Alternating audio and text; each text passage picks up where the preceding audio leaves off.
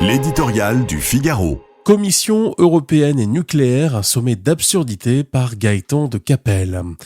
Agriculture, énergie, automobile, industrie ont frémi d'effroi à la lecture des aberrations bruxelloises qui ont mis l'économie européenne à genoux. Pendant que les autres grandes puissances se protégeaient et se réarmaient jusqu'aux dents, la commission d'Ursula von der Leyen a poursuivi jusqu'au bout, dans une frénésie de réglementation, son entreprise de démolition au nom de la préservation de la planète. Le retour de la guerre en Europe et au Moyen-Orient, la grande offensive commerciale de Trump et la déferlante chinoise ont fini par dessiller les yeux des bisounours. Les voilà qui tentent laborieusement de détricoter les écheveaux qu'ils ont fiévreusement tissés. Au rythme où vont les choses, nos concurrents peuvent encore dormir tranquilles.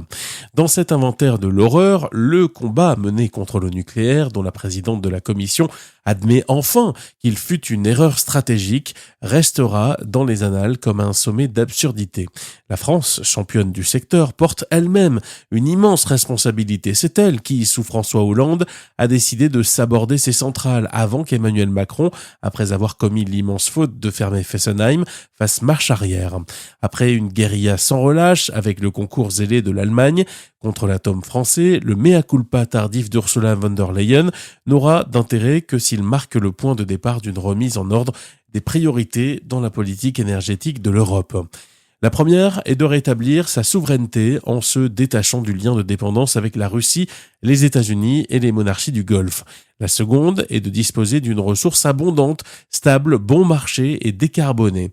Cette ressource porte un nom, l'électricité nucléaire. Ce constat partagé, le chancelier Merz déplore lui aussi la sortie de l'Allemagne du nucléaire. Il n'y a plus de temps à perdre pour renforcer d'urgence les capacités européennes. Ce qui, au même titre que pour la défense, requiert d'accélérer les efforts d'investissement en facilitant ceux du privé, une véritable révolution copernicienne.